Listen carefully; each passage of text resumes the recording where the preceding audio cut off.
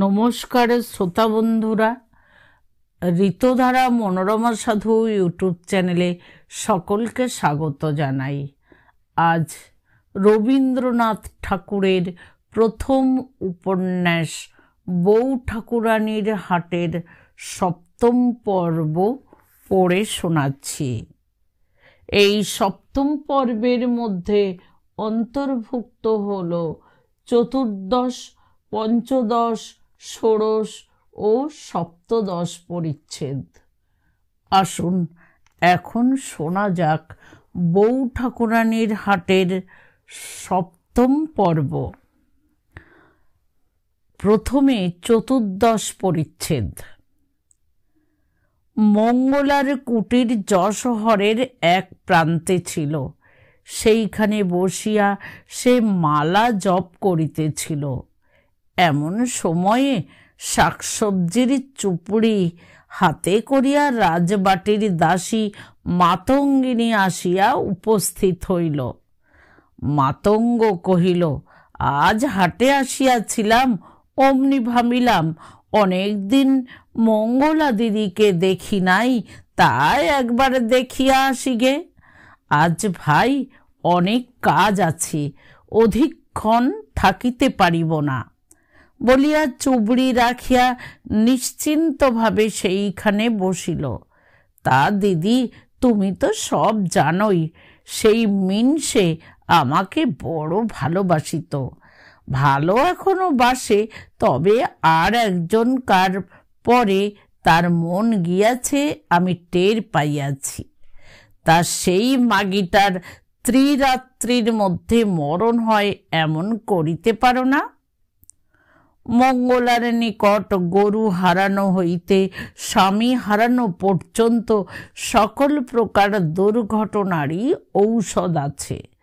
তাছাড়া সে বশীকরণের এমন উপায় জানে যে রাজবাটির বড় বড় ভৃত্য মঙ্গলার কুটিরে কত গন্ডা গন্ডা গড়াগড়ি যায়।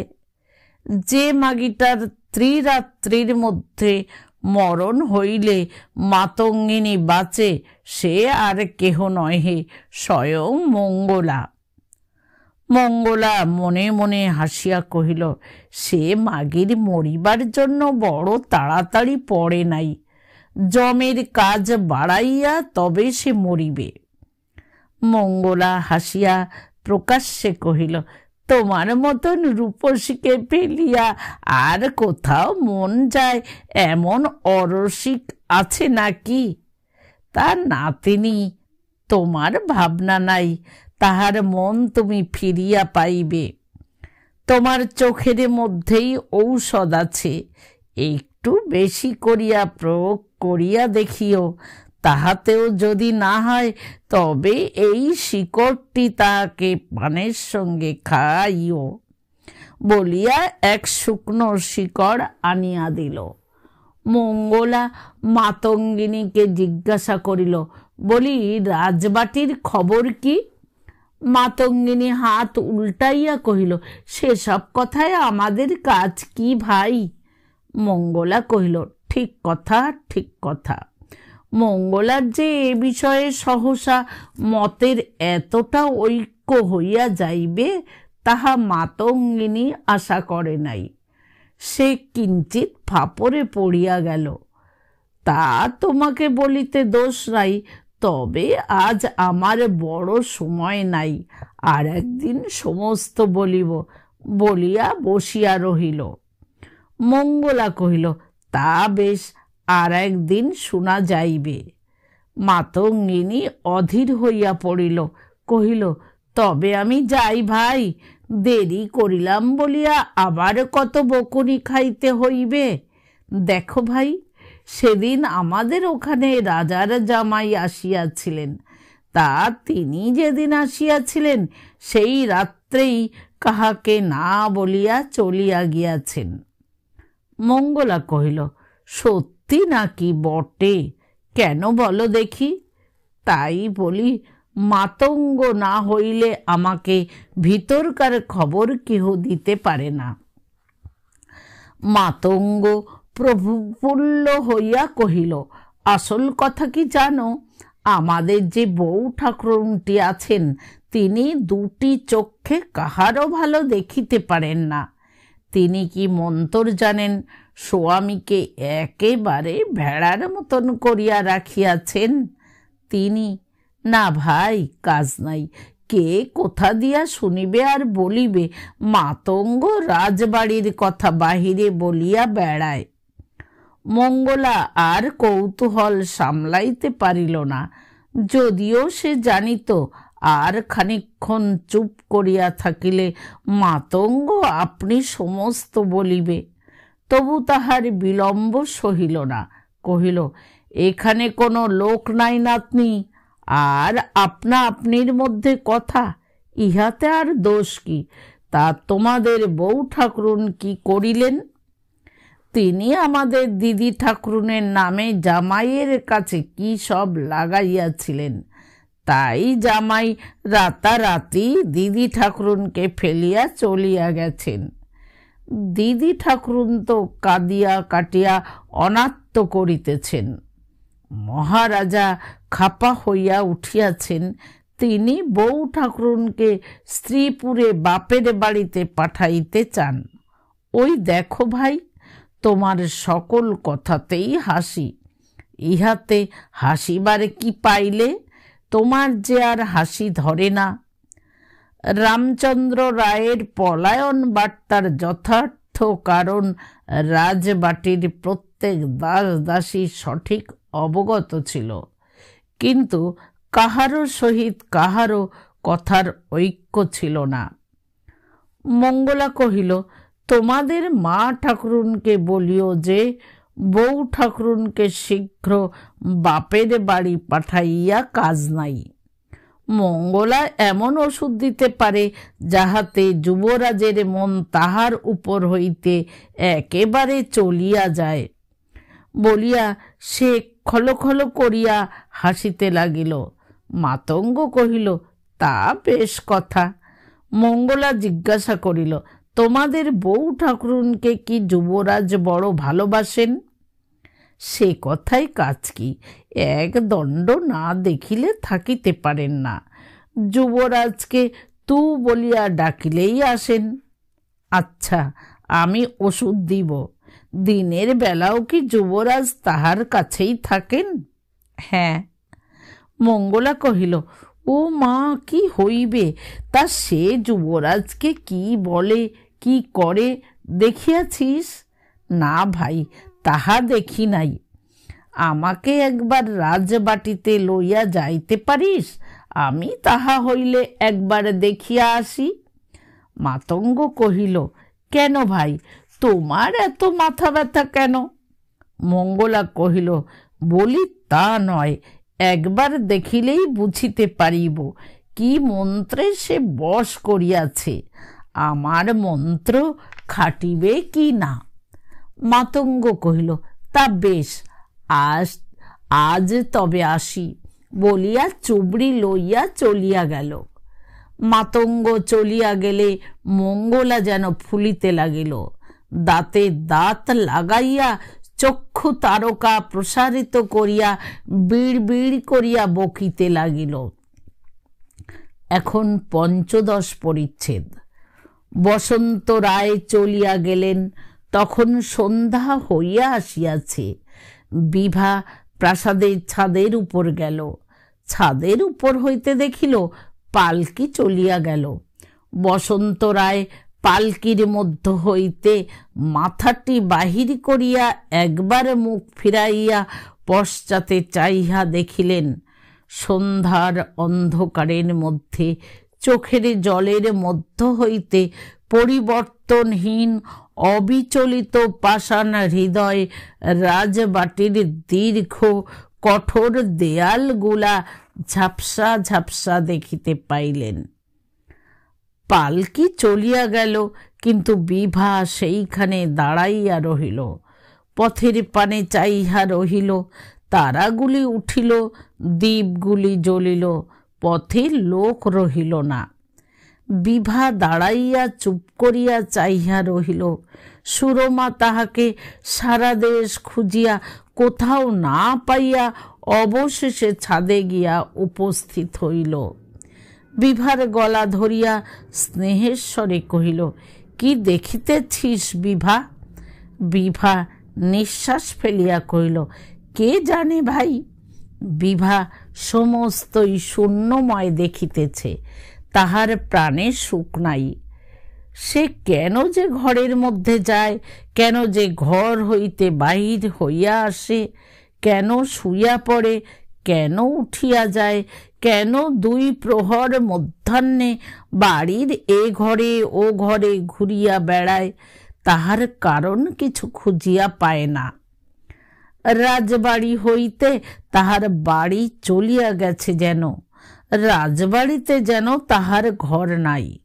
অতি ছোটবেলা হইতে নানা খেলাধুলা, নানা সুখ দুঃখ, হাসি কান্নায় মিলিয়া রাজবাটির মধ্যে তাহার যেন যে একটি সাধের ঘর বাঁধিয়া দিয়াছিল, সে ঘরটি একদিনে কে ভাঙিয়া দিল রে।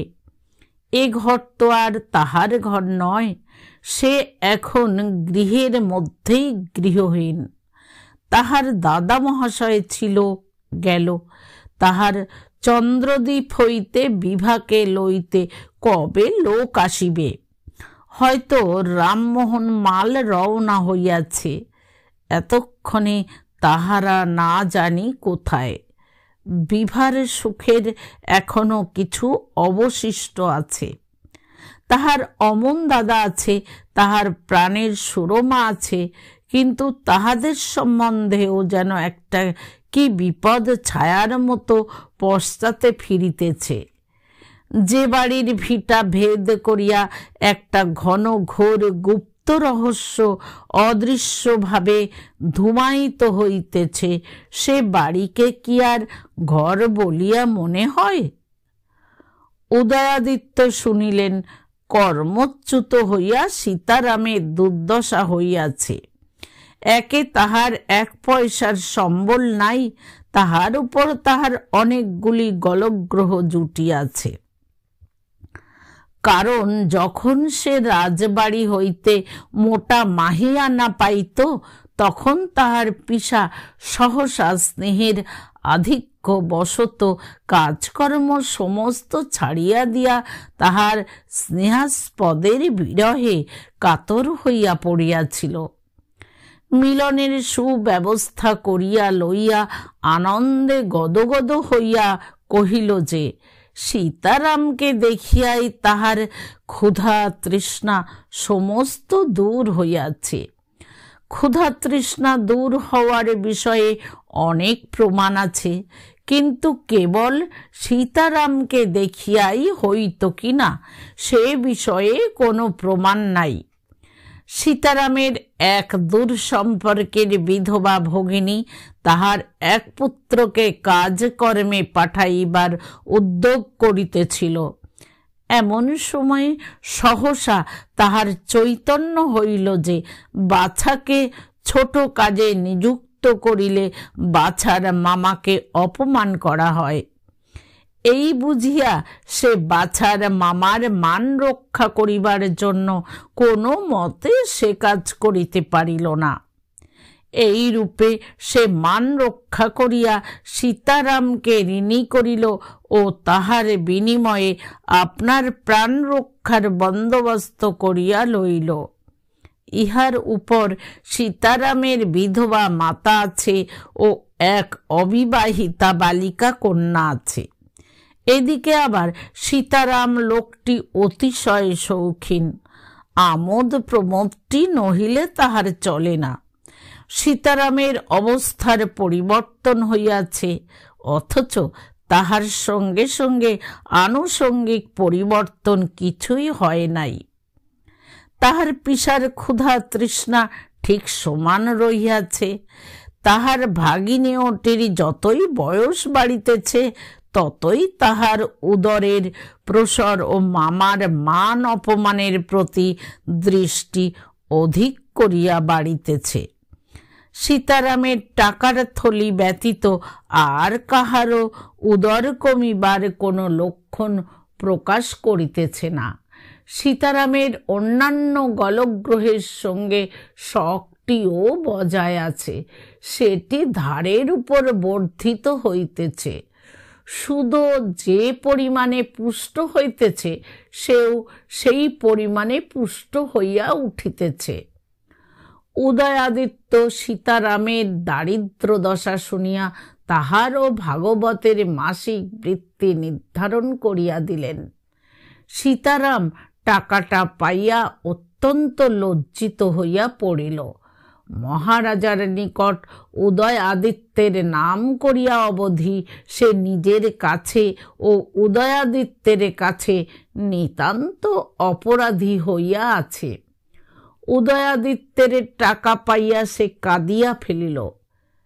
একদিন যুবরাজের সাক্ষাৎ পাইয়া তাহার পা জড়াইয়া ধরিয়া তাহাকে ভগবান জগদীশ্বর দয়াময় সম্বোধন করিয়া বিস্তর ক্ষমা চাহিল। ভাগবত লোকটা অত্যন্ত ঠান্ডা প্রকৃতির। সে শতরঞ্জ খেলে, তামাক খায় ও প্রতিবেশী দিগকে স্বর্গ নরকের জমি বিলি করিয়া দেয়। সে যখন উদয়াদিত্যের টাকা পাইল, তখন মুখ বাঁকাইয়া নানা ভাবভঙ্গিতে জানাইল যে যুবরাজ তাহার যে সর্বনাশ করিয়াছেন, এ টাকাতে তাহার কি প্রতিশোধ হইবে। টাকাটা লইতে সে কিছুমাত্র আপত্তি করিল না। যুবরাজ কর্মচ্যুত প্রহরী দ্বয়কে মাসিক বৃত্তি দিতেছেন, এ কথা প্রতাপাদিত্যের কানে গেল। আগে হইলে যাইত না। আগে তিনি উদয়াদিত্যকে এত অবহেলা করিতেন যে উদয়াদিত্য সম্বন্ধে সকল কথা তাহার কানে যাইত না। মহারাজ জানিতেন যে উদয়াদিত্য প্রজাদের সহিত মিশিতেন এবং অনেক সময়ে প্রজাদের পক্ষ অবলম্বন করিয়া তাহার বিরুদ্ধাচরণ করিয়াছেন, কিন্তু সেগুলি প্রায় এমন সামান্য ও এমন অল্পে অল্পে তাহার সহিয়া আসিয়াছিল যে বিশেষ একটা কিছু না হইলে উদয়াদিত্যের অস্তিত্ব সম্বন্ধে তাহার মনোযোগ আকর্ষণ করিতে পারিত না। এইবার উদয়াদিত্যের প্রতি তাহার একটু বিশেষ মনোযোগ পড়িয়াছে, তাই উপরি উক্ত ঘটনাটি অবিলম্বে তাহার কানে গেল। শুনিয়া প্রতাপাদিত্য অত্যন্ত রুষ্ট হইলেন। উদয়াদিত্যকে ডাকাইয়া আনিলেন ও কহিলেন, আমি যে সীতারামকে ও ভাগবতকে কর্মচ্যুত করিলাম, সে কি কেবল রাজকোষে তাহাদের বেতন দিবার উপযুক্ত অর্থ ছিল না বলিয়া?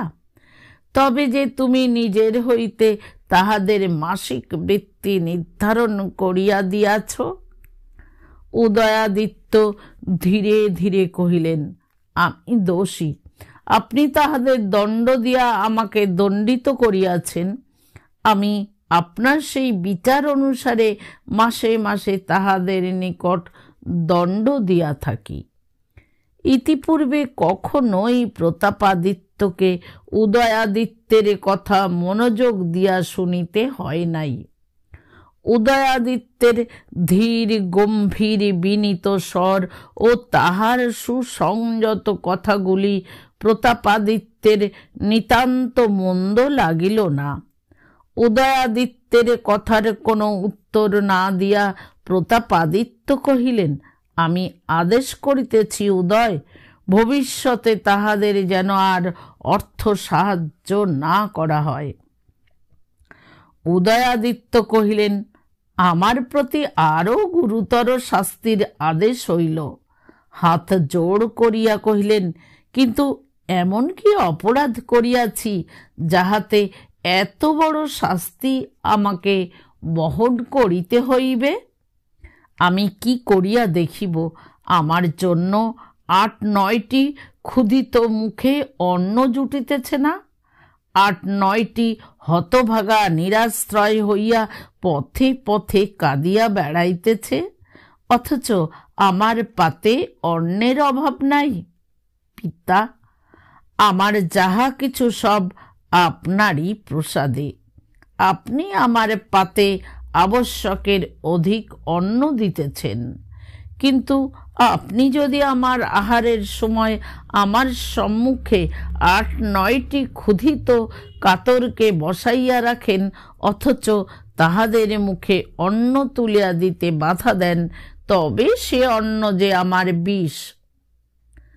উত্তেজিত উদয়াদিত্যকে প্রতাপাদিত্য কথা কহিবার সময় কিছুমাত্র বাধা দিলেন না। সমস্ত কথা শেষ হইলে পর আস্তে আস্তে কহিলেন, তোমার যা বক্তব্য তাহা শুনিলাম, এক্ষণে আমার যা বক্তব্য তাহা বলি। ভাগবত ও সীতারামের বৃত্তি আমি বন্ধ করিয়া দিয়াছি, আর কেহ যদি তাহাদের বৃত্তি নির্ধারণ করিয়া দেয়, তবে সে আমার ইচ্ছার বিরুদ্ধাচারী বলিয়া গণ্য হইবে। প্রতাপাদিত্যের মনে মনে বিশেষ একটু রোষের উদয় হইয়াছিল। সম্ভবত তিনি নিজেও তাহার কারণ বুঝিতে পারেন নাই, কিন্তু তাহার কারণেই আমি যেন ভারী একটা নিষ্ঠুরতা করিয়াছি। তাই দয়ার শরীর উদয়াদিত্য তাহার প্রতিবিধান করিতে আসিলেন। দেখি তিনি দয়া করিয়া কি করিতে পারেন। আমি যেখানে নিষ্ঠুর, সেখানে আর যে কেহ দয়ালু হইবে, এত বড় আস্পর্ধা কাহার প্রাণে সয়। উদয়াদিত্য সুরমার কাছে গিয়া সমস্ত কহিলেন। সুরমা কহিল, সেদিন সমস্ত দিন কিছু খাইতে পায় নাই। সন্ধ্যাবেলায় সীতারামের মা সীতারামের ছোট মেয়েটিকে লইয়া আমার কাছে আসিয়া কাঁদিয়া পড়িল। আমি সেই সন্ধ্যাবেলায় কিছু দিই, তবে তাহারা সমস্ত পরিবার খাইতে পায়। সীতারামের মেয়েটি দুধের মেয়ে, সমস্ত দিন কিছু খায় নাই। তাহার মুখপানে কি তাকানো যায়? ইহাদের কিছু কিছু না দিলে ইহারা যাইবে কোথায়? উদয়াদিত্য কহিলেন, বিশেষত রাজবাটি হইতে যখন তাহারা তাড়িত হইয়াছে, তখন পিতার ভয়ে অন্য কেহ তাহাদের কর্ম দিতে বা সাহায্য করিতে সাহস করিবে না। এ সময়ে আমরাও যদি বিমুখ হই, তাহা হইলে তাহাদের আর সংসারে কেহই থাকিবে না। সাহায্য আমি করিবই, তাহার জন্য ভাবিও না সুরমা, কিন্তু অনর্থক পিতাকে অসন্তুষ্ট করা ভালো হয় না। যাহাতে এ কাজটা গোপনে সমাধা করা যায়, তাহার উপায় করিতে হইবে। সুরমা উদয়াদিত্যের হাত ধরিয়া কহিল, তোমাকে আর কিছু করিতে হইবে না, আমি সমস্ত করিব, আমার উপরে ভার দাও। সুরমা নিজেকে দিয়া উদয়াদিত্যকে ঢাকিয়া রাখিতে চায়। এই বৎসরটা উদয়াদিত্যের দুর্বৎসর পড়িয়াছে। অদৃষ্ট তাহাকে যে কাজেই প্রবৃত্ত করাইতেছে, সবগুলি তাহার পিতার বিরুদ্ধে, অথচ সেগুলি এমন কাজ যে সুরমার মতো স্ত্রী প্রাণ ধরিয়া স্বামীকে সে কাজ হইতে নিবৃত্ত করিতে পারে না। সুরমা তেমন স্ত্রী নহে। স্বামী যখন ধর্মযুদ্ধে যান, তখন সুরমা নিজের হাতে তাহার বর্ম বাঁধিয়া দেয়। তাহার পর ঘরে গিয়া সে কাঁদে।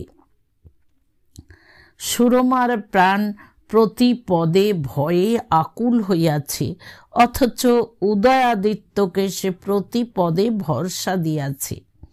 উদয়াদিত্য ঘোর বিপদের সময় সুরমার মুখের দিকে চাহিয়াছেন, দেখিয়াছেন সুরমার চোখে জল, কিন্তু সুরমার হাত কাঁপে নাই, সুরমার পদক্ষেপ অটল। সুরমা তাহার এক বিশ্বস্তা দাসীর হাত দিয়া সীতারামের মায়ের কাছে ও ভাগবতের স্ত্রীর কাছে বৃত্তি বৃত্তি পাঠাইবার বন্দোবস্ত করিয়া দিলেন। দাসী বিশ্বস্তা বটে, কিন্তু মঙ্গলার কাছে এ কথা গোপন রাখিবার সে কোনো আবশ্যক বিবেচনা করে নাই। এই নিমিত্ত মঙ্গলা ব্যতীত বাহিরের আর কেহ অবগত ছিল না। এবার ষোড়শ পরিচ্ছেদ। যখন গোপনে বৃত্তি পাঠানোর কথা প্রতাপাদিত্যের কানে গেল, তখন তিনি কথা না কহিয়া অন্তঃপুরে আদেশ পাঠাইয়া দিলেন, সুরমাকে পিত্রালয়ে যাইতে হইবে। উদয়াদিত্য বক্ষে দৃঢ় বল বাঁধিলেন। বিভা কাঁদিয়া সুরমার গলা জড়াইয়া কহিল, তুমি যদি যাও, তবে এ শ্মশানপুরীতে আমি কি করিব? সুরমা বিভার চিবুক ধরিয়া বিভার মুখ চুম্বন করিয়া কহিল, আমি কেন যাইব বিভা? আমার সর্বস্ব এখানে রহিয়াছে। সুরমা যখন প্রতাপাদিত্যের আদেশ শুনিল, তখন কহিল, আমি পিত্রালয়ে যাইবার কোনো কারণ দেখিতেছি না। সেখান হইতে আমাকে লইতে লোক আসে নাই। আমার স্বামীরও এ বিষয়ে মত নাই। অতএব বিনা কারণে সহসা পিত্রালয়ে যাইবার আমি কোনো আবশ্যক দেখিতেছি না। শুনিয়া প্রতাপাদিত্য জ্বলিয়া গেলেন, কিন্তু ভাবিয়া দেখিলেন কোনো উপায় নাই। সুরমাকে কিছু বলপূর্বক বাড়ি হইতে বাহির করা যায় না। অন্তঃপুরে শারীরিক বল খাটে না। প্রতাপাদিত্য মেয়েদের বিষয়ে নিতান্ত আনাড়ি ছিলেন। বলের প্রতি বল প্রয়োগ করিতে তিনি জানিতেন, কিন্তু এই অবলাদের সম্বন্ধে কিরূপ চাল চালিতে হয় তাহা তাহার মাথায় আসিত না। তিনি বড় বড় কাছি টানিয়া ছিঁড়িতে পারেন, কিন্তু তাহার মোটা মোটা অঙ্গুলি দিয়া ক্ষীণ সূত্রে সূক্ষ্ম সূক্ষ্ম গ্রন্থি মোচন করিতে পারেন না। এই মেয়েগুলা তাহার মতে নিতান্ত দুর্গেয় ও জানিবার অনুপযুক্ত সামগ্রী।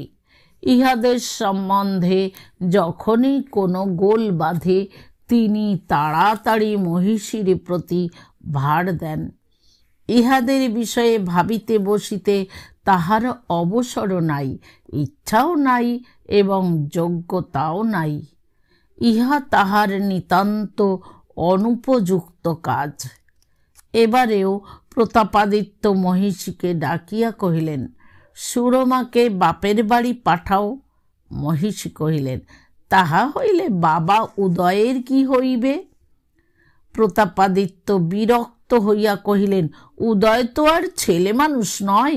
আমি রাজকার্যের অনুরোধে সুরমাকে রাজপুরী হইতে দূরে পাঠাইতে চাই, এই আমার আদেশ। মহিষী উদয়াদিত্যকে ডাকাইয়া কহিলেন, বাবা উদয়, সুরমাকে বাপের বাড়ি পাঠানো যাক। উদয়াদিত্য কহিলেন, কেন মা, সুরমা কি অপরাধ করিয়াছে? মহিষী কহিলেন, কি জানি বাছা, আমরা মেয়ে মানুষ কিছু বুঝি না। বৌমাকে বাপের বাড়ি পাঠাইয়া মহারাজার রাজকার্যে যে কি সুযোগ হইবে তা মহারাজই জানেন। উদয়াদিত্য কহিলেন, মা, আমাকে কষ্ট দিয়া, আমাকে দুঃখী করিয়া রাজকার্যের কি উন্নতি হইল? যতদূর কষ্ট সহিবার তাহা তো সহিয়াছি, কোন সুখ আমার অবশিষ্ট আছে? সুরমা যে বড় সুখে আছে তাহা নয়। 2 সন্ধ্যা সে ভৎসনা সহিয়াছে, দূর্ছাই সে অঙ্গ আভরণ করিয়াছে। অবশেষে কি রাজবাড়িতে তাহার জন্য একটুকু স্থানও কুলাইল না? তোমাদের সঙ্গে কি তাহার কোনো সম্পর্ক নাই মা? সে কি ভিখারি অতিথি যে যখন খুশি রাখিবে, যখন খুশি তাড়াইবে? তাহা হইলে মা, আমার জন্য রাজবাড়িতে স্থান নাই, আমাকেও বিদায় করিয়া দাও। মহিষী কাঁদিতে আরম্ভ করিলেন, কহিলেন, কি জানি বাবা, মহারাজা কখন যে কি করেন কিছু বুঝিতে পারি না। কিন্তু তাও বলি বাছা, আমাদের বৌমাও বড় ভালো মেয়ে নয়। ও রাজবাড়িতে প্রবেশ করিয়া অবধি এখানে আর শান্তি নাই, হাড় জ্বালাতন হইয়া গেল। তাও দিন কতক বাপের বাড়িতেই যাক না কেন, দেখা যাক। কি বলো বাছা? ও দিন কতক এখান হইতে গেলেই দেখিতে পাইবে বাড়ির স্ত্রী ফেরে কিনা। উদয়াদিত্য এ কথার আর কোনো উত্তর করিলেন না, কিছুক্ষণ চুপ করিয়া বসিয়া রহিলেন, তাহার পরে উঠিয়া চলিয়া গেলেন। মহিষী কাঁদিয়া প্রতাপাদিত্যের কাছে গিয়া পড়িলেন, কহিলেন, মহারাজ রক্ষা করো, সুরমাকে পাঠাইলে উদয় বাঁচিবে না, বাছার কোনো দোষ নাই। ওই সুরমা, ওই ডাইনিটা তাহাকে কি মন্ত্র করিয়াছে বলিয়া মহিষী কাঁদিয়া আকুল হইলেন। প্রতাপাদিত্য বিষম রুষ্ট হইয়া কহিলেন, সুরমা যদি না যায় তো আমি উদয়াদিত্যকে কারারুদ্ধ করিয়া রাখিব। মহিষী মহারাজার কাছ হইতে আসিয়া সুরমার কাছে গিয়া কহিলেন, পোড়ামুখী, আমার বাছাকে তুই কি করিলি? আমার বাছাকে আমাকে ফিরাইয়া দে। আসিয়া অবধি তুই তাহার কি সর্বনাশ না করিলি? অবশেষে সে রাজার ছেলে, তার হাতে বেড়ি না দিয়া কি তুই ক্ষান্ত হইবি না? সুরমা শিহরিয়া উঠিয়া কহিল, আমার জন্য তার হাতে বেড়ি পড়িবে? সে কি কথা মা, আমি এখনই চলিলাম। সুরমা বিভার কাছে গিয়া সমস্ত কহিল। বিভার গলা ধরিয়া কহিল, বিভা, এই যে চলিলাম, আর বোধ করি আমাকে এখানে ফিরিয়া আসিতে দিবে না। বিভা কাঁদিয়া সুরমাকে জড়াইয়া ধরিল। সুরমা সেইখানে বসিয়া পড়িল। অনন্ত ভবিষ্যতের অনন্ত প্রান্ত হইতে একটা কথা আসিয়া তাহার প্রাণে বাজিতে লাগিল, আর হইবে না, আর আসিতে পাইব না, আর হইবে না, আর কিছু রহিবে না। এমন একটা মহাশূন্য ভবিষ্যৎ তাহার সম্মুখে প্রসারিত হইল, যে ভবিষ্যতে সে সুখ নাই, সে হাসি নাই, সে আদর নাই। চোখে চোখে, বুকে বুকে, প্রাণে প্রাণে মিলন নাই, সুখ দুঃখের বিনিময় নাই। বুক ফাটিয়া গেলেও এক মুহূর্তের জন্য এক বিন্দু প্রেম নাই, স্নেহ নাই, কিছু নাই। কি ভয়ানক ভবিষ্যৎ! সুরমার বুক ফাটিতে লাগিল, মাথা ঘুরিতে লাগিল, চোখের জল শুকাইয়া গেল। উদয়াদিত্য আসিবা মাত্র সুরমা তাহার পা দুটি জড়াইয়া বুকে চাপিয়া বুক ফাটিয়া কাঁদিয়া উঠিল। সুরমা এমন করিয়া কখনো কাঁদে নাই। তাহার বলিষ্ঠ হৃদয় আজ শতধা হইয়া গিয়াছে। উদয়াদিত্য সুরমার মাথা কোলে তুলিয়া লইয়া জিজ্ঞাসা করিলেন, কি হইয়াছে সুরমা? সুরমা উদয়াদিত্যের মুখের দিকে চাইয়া আর কি কথা কহিতে পারে? মুখের দিকে চায় আর কাঁদিয়া ওঠে। বলিল, ওই মুখ আমি দেখিতে পাইব না? সন্ধ্যা হইবে, তুমি বাতায়নে আসিয়া বসিবে, আমি পাশে নাই। ঘরের দীপ জ্বালাইয়া দেবে, তুমি ওই দ্বারের নিকট আসিয়া দাঁড়াইবে, আর আমি হাসিতে হাসিতে তোমার হাত ধরিয়া আনিব না? তুমি যখন এখানে, আমি তখন কোথায়? সুরমা যে বলিল, কোথায়? তাহাতে কতখানি নিরাশা, তাহাতে কত দূর দূরান্তরের বিচ্ছেদের ভাব। যখন কেবল চোখে চোখেই মিলন হইতে পারে তখন মধ্যে কত দূর, যখন তাহাও হইতে পারে না তখন আরো কত দূর, যখন বার্তা লইতে বিলম্ব হয় তখন আরো কত দূর। যখন প্রাণান্তিক ইচ্ছা হইলেও এক মুহূর্তের জন্য দেখা হইবে না, তখন তখন ওই পা দুখানি ধরিয়া এমনি করিয়া বুকে চাপিয়া এই মুহূর্তেই মরিয়া যাওয়াতেই সুখ। এবার সপ্তদশ পরিচ্ছেদ। উপাখ্যানের আরম্ভ ভাগে রুক্মিণীর উল্লেখ করা হইয়াছে। বোধ করি পাঠকেরা তাহাকে বিস্মৃত হন নাই। এই মঙ্গলাই সেই রুক্মিণী। সে রায়গড় পরিত্যাগ করিয়া নাম পরিবর্তন পূর্বক যশোহরের প্রান্তদেশে বাস করিতেছে। রুক্মিণীর মধ্যে অসাধারণ কিছুই নাই। সাধারণ নীচ প্রকৃতির স্ত্রী লোকের ন্যায় সে ইন্দ্রিয় পরায়ণ, ঈর্ষা পরায়ণ, মনোরাজ্য অধিকার লোলুপ। হাসি কান্না তাহার হাত ধরা, আবশ্যক হইলে বাহির করে, আবশ্যক হইলে তুলিয়া রাখে। যখন সে রাগে তখন সে অতি প্রচণ্ডা, মনে হয় যেন রাগের পাত্রকে দাঁতে নখে ছিঁড়িয়া ফেলিবে। তখন অধিক কথা কয় না, চোখ দিয়া আগুন বাহির হইতে থাকে, থরথর করিয়া কাঁপে। গলিত লৌহের মতো তাহার হৃদয়ের কটাহে রাগ টকবক করিতে থাকে। তাহার মনের মধ্যে ঈর্ষা সাপের মতো ফোঁস করে ও ফুলিয়া ফুলিয়া লেজ আঁচড়াইতে থাকে। এদিকে সে নানাবিধ ব্রত করে, নানাবিধ তান্ত্রিক অনুষ্ঠান করে। যে শ্রেণীর লোকদের সহিত সে মেশে তাহাদের মন সে আশ্চর্যরূপে বুঝিতে পারে। যুবরাজ যখন সিংহাসনে বসিবেন তখন সে যুবরাজের হৃদয়ের উপর সিংহাসন পাতিয়া তাহার হৃদয় রাজ্য ও যশোহর রাজ্য একত্রে শাসন করিবে। এ আশা শয়নে স্বপ্নে তাহার হৃদয়ে জাগিতেছে। ইহার জন্য সে কি না করিতে পারে। বহুদিন ধরিয়া অনবরত চেষ্টা করিয়া রাজবাটির সমস্ত দাসদাসীর সহিত সে ভাব করিয়া লইয়াছে। রাজবাটির প্রত্যেক ক্ষুদ্র খবরটি পর্যন্ত সে রাখে।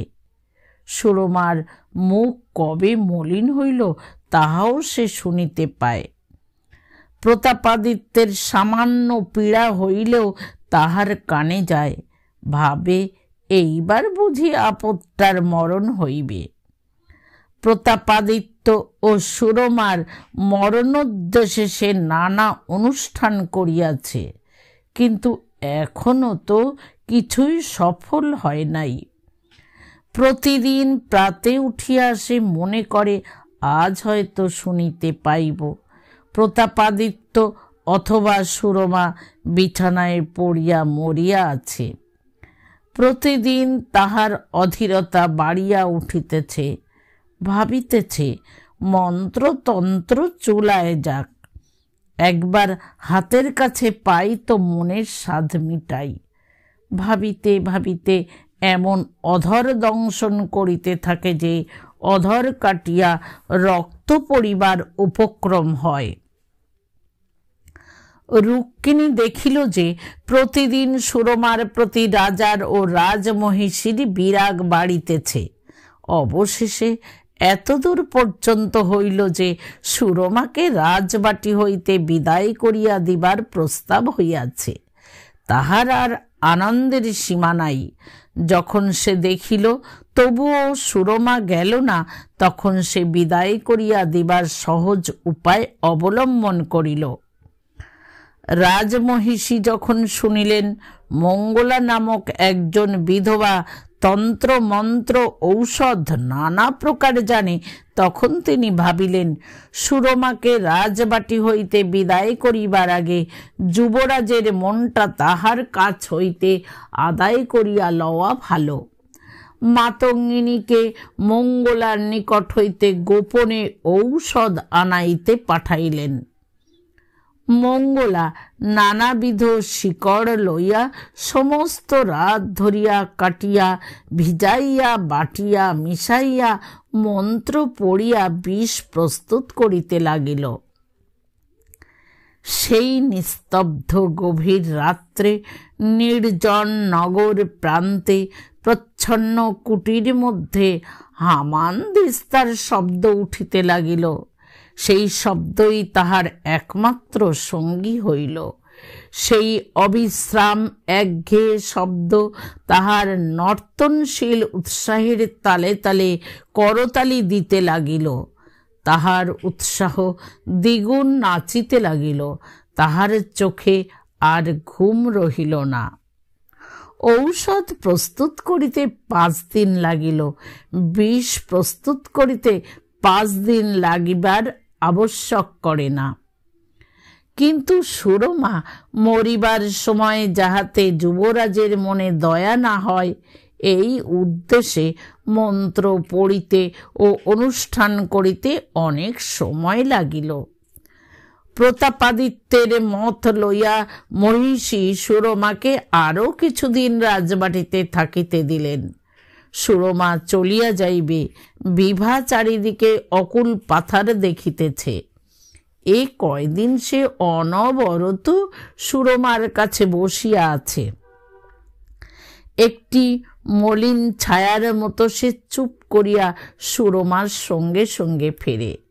এক একটা দিন যায়, সন্ধ্যা আইসে, বিভা ততই যেন ঘনিষ্ঠতর ভাবে সুরমাকে আলিঙ্গন করিয়া ধরিয়া রাখিতে চায়।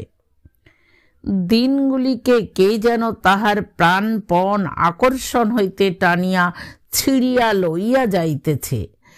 বিভার চারিদিকে অন্ধকার, সুরমার চক্ষেও সমস্তই শূন্য।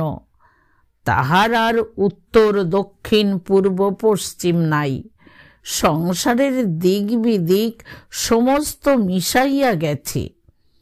সে উদয়াদিত্যের পায়ের কাছে পড়িয়া থাকে, কোলের উপর শুইয়া থাকে, তাহার মুখের পানে চুপ করিয়া চাইয়া থাকে, আর কিছু করে না।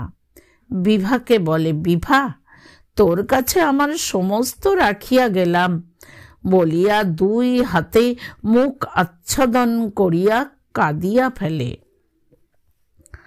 অপরাহ্ন হইয়া আসিয়াছে। কাল প্রত্যুষে সুরমার বিদায়ের দিন। তাহার গার্হস্থ্যের যাহা কিছু সমস্ত একে একে বিভার হাতে সমর্পণ করিল। উদয়াদিত্য প্রশান্ত ও দৃঢ় প্রতিজ্ঞভাবে বসিয়া আছেন।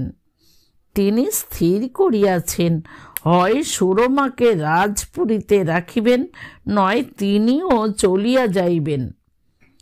যখন সন্ধ্যা হইল তখন সুরমা আর দাঁড়াইতে পারিল না। তাহার পা কাঁপিতে লাগিল, মাথা ঘুরিতে লাগিল।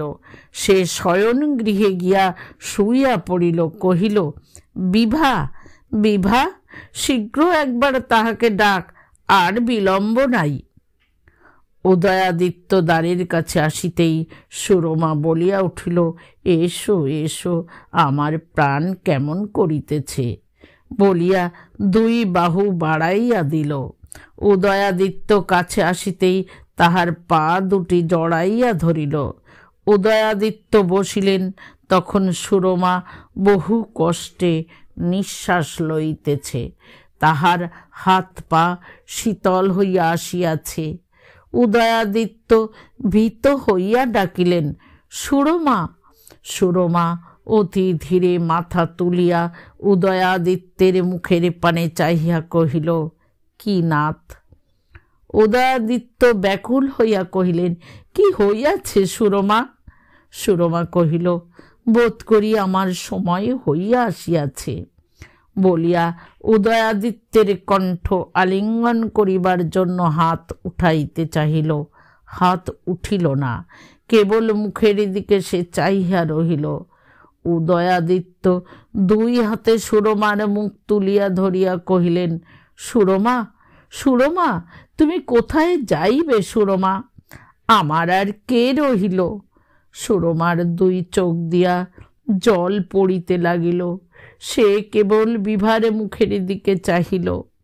বিভা তখন হতচেতন হইয়া বোধ শূন্য নয়নে সুরমার দিকে চাহিয়া আছে। যেখানে প্রতি সন্ধ্যায় সুরমা ও উদয়াদিত্য বসিয়া থাকিতেন, সম্মুখে সে বাতায়ন উন্মুক্ত। আকাশের তারা দেখা যাইতেছে, ধীরে ধীরে বাতাস বহিতেছে, চারিদিক স্তব্ধ। ঘরে প্রদীপ জ্বালাইয়া গেল। রাজবাটিতে পূজার শাক ঘণ্টা বাজিয়া ক্রমে থামিয়া গেল। সুরমা উদয়াদিত্যকে মৃদুস্বরে কহিল, একটা কথা কও, আমি চোখে ভালো দেখিতে পাইতেছি না। ক্রমে রাজবাটিতে রাষ্ট্র হইল যে সুরমা নিজ হস্তে বিষ খাইয়া মরিতেছে। রাজমহিষী ছুটিয়া আসিলেন, সকলে ছুটিয়া আসিল। সুরমার মুখ দেখিয়া মহিষী কাঁদিয়া উঠিয়া কহিলেন, সুরমা মা আমার, তুই এইখানেই থাক, তোকে কোথাও যাইতে হইবে না। তুই আমাদের ঘরের লক্ষ্মী, তোকে কে যাইতে বলে? সুরমা শাশুড়ির পায়ের ধুলা মাথায় তুলিয়া লইল। মহিষী দ্বিগুণ কাঁদিয়া উঠিয়া কহিলেন, মা তুই কি রাগ করিয়া গেলি রে? তখন সুরমার কণ্ঠরোধ হইয়াছে, কি কথা বলিতে গেল বাহির হইল না। রাত্রি যখন চারিদণ্ড আছে, তখন চিকিৎসক কহিলেন, শেষ হইয়া গেছে। দাদা কি হইল গো বলিয়া বিভা সুরমার বুকের উপরে পড়িয়া সুরমাকে জড়াইয়া ধরিল। প্রভাত হইয়া গেল। উদয়াদিত্য সুরমার মাথা কোলে রাখিয়া বসিয়া রহিলেন।